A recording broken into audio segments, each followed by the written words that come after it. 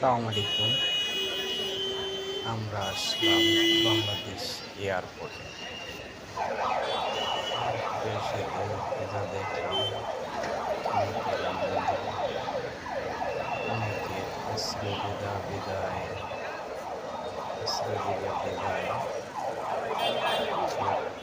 এখানে অনেক রকমের লোক আসতেছে। আমাদের আইন শৃঙ্খলা বাহিনী ভাইয়েরা সবাই তৎপর। আর সবার বুকের মধ্যে ক্যামেরা আছে, ফ্রি ক্যামেরা মাত্র সেখানে। তো আসার পর এই জায়গায় আসার পর বুঝতে পারলাম যে কত হৃদয় বিদারক ঘটনা ঘটতেছে।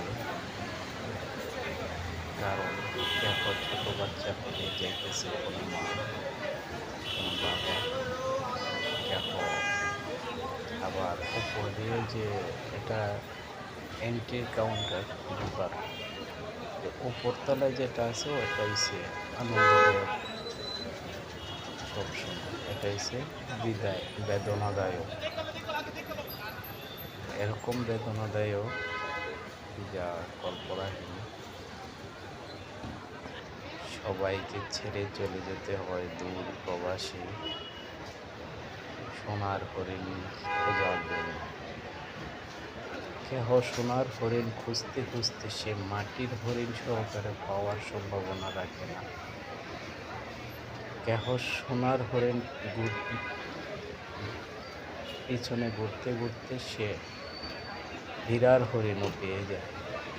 প্রবাস একটা এরকম জিনিস, যার নসিবে যা আছে তাই ঘটে। এই যে হৃদয় বিদারক ঘটনা বিদায় দিতে আসছেন এই বোনেরা,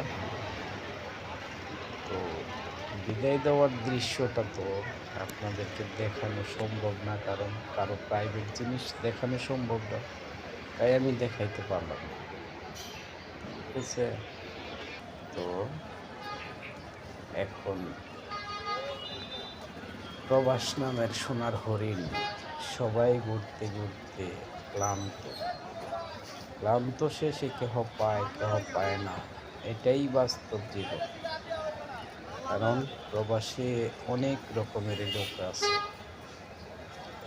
যার লাখ ভালো, আল্লাহ যাকে লাখ ভালো রাখছে সেই সোনার হরিণ পায়। আর যার লাখ আল্লাহ ভালো রাখে নাই, তবু আলহামদুলিল্লাহ বলতে হবে আমরা, তারা সোনার হরিণ পায় না। কারণ আল্লাহর বিধির লিখন এটাই। কারণ ধনী গরিব না থাকলে দুনিয়ার মধ্যে কেহ কাউকে সম্মান করত না। এখন বাংলাদেশ থেকে সম্মান জিনিসটা উঠে গেছে। বিচার আচারে সব ছোট ছোট ছেলেরা, যা 30-25 এরকম। আচ্ছা, ভালো থাকবেন, আশা করি আমার সাথে থাকবেন। আল্লাহ হাফিজ।